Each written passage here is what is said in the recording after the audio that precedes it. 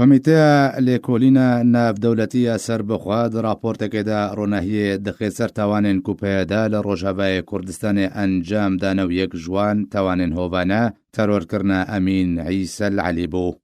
کۆمیتە لێکۆلینە ناودەوڵەتیە سەربەخوا گوت و کریارێن ڕەواندن و بنچاوکردن و کوشتنێ بەردەوامن و چەندین حالەتێن ڕەواندنە زاڕۆکان و بنچاوکردنە ڕاگەهاندکاران و تەرۆرکردنە ئەندام و ئالیگرێن ئەنەکەسە هاتنە تۆمارکردن. راپۆرتە کۆمیتە ناوبووریک و بنپێکردنێن ژەڕێکەفتە 21 تەمووزێ و حتا 31 بەرچلەیە ساڵە 2021 بەڵگەکردنە.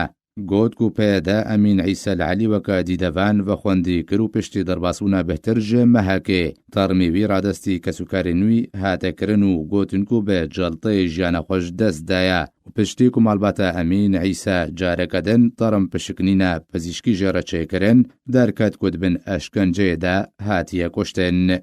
وژالی خۆڤژی مەڵباتە ئەمین عیسە العەلی و زیندانên پێدەدەت بن ئەشکەنجە دەهات بۆ کوشتن داخویان یەک بۆڕایە گشتی وی دەمی بەڵاو کردبوو تێدا گوتبوو کواسەیشە پێدا لە ڕێکەوتە 22 ئەیارە 2021 کوڕێوان بۆ نیابەیە لەشکریە حەسەکێ بریە.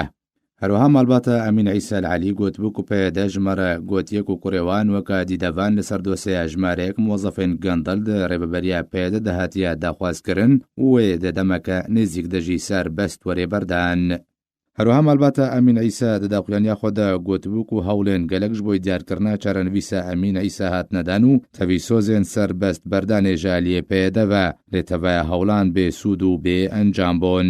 ماڵباتە ئەمین عیسە گوت لە ڕێکەوتە 28 حەزیرانە 2021 پەیوەندیەک ژێ نەخۆشخانەیە ساریە ببرایە ئەمین عیسە ڕەهاتەکردن و ژێرە هاتە گوتن و ڕەوشە ئەمین عیسە تەندروستی گەلێک خراپە و پێویستە لە نەخۆشخانەیە ئامادە بێ. پشتی و برایە ئەمین عیسە گەهشتە نەخۆشخانەیە ژێرە هاتایە گوتن و ئەمین عیسە جانێخوا بێ سەدەما جەڵتەیە سەریش دەستدایە. وەکە دەداخوێنیا ماڵباتە ئەمین عیسادا هاتبوو و ڕێبەبەریە نەخۆشخانەی ڕازی نەبوو تەرم ببێ ڕازیبوونە نیابەیە لەشکری ڕادەست بکێ و پشتی وەرگرتنە ڕازیبوونێت تەرم هاتە ڕادەستکردن و پەیوەندی بە ژمارەیەک پزیشکوە هاتەکردن تاکو و تەرمۆرێ پشکنین کرێن لێژە تەرسان تەڤایە پزیشکان نەئامادەبوونش بۆی پشکنینێ و بەتەنێ پزیشکەک ئامادەبوو تەرم لە مالە ئەمین عیسە پشکنین بکێ ئەوژی بەبێک و ناویوی وەرێ گوتن و ئەشکەرەکردن پشتی پشکنینە پزیشکی هاتەخویاکردن بێهبلە ئەمین عیسە هاتبوو شکاندێن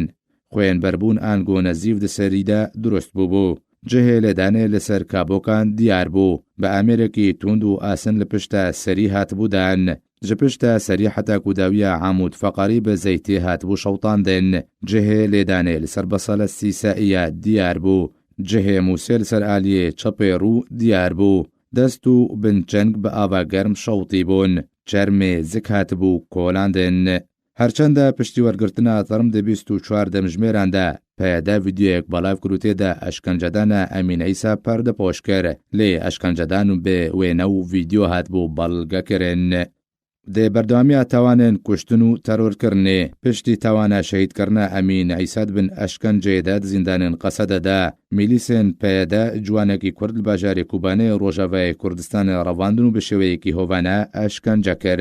Mîlîsên PYD welatiyê bi navê Mihemed Slêman ji bajarê Kobanê revandin û bêtûntirîn şêwe ew eşkence kirin cihên hestiyar di laşîwî de bi ava kelî şewtandin. هەرچەندە کریار ji aliyê Komîta Lêkolîna Navdewletî ya serbixwe hatiye belgekirin lê hetaweke niha kujerên Emîn Îsel Elî nehatine sezadan.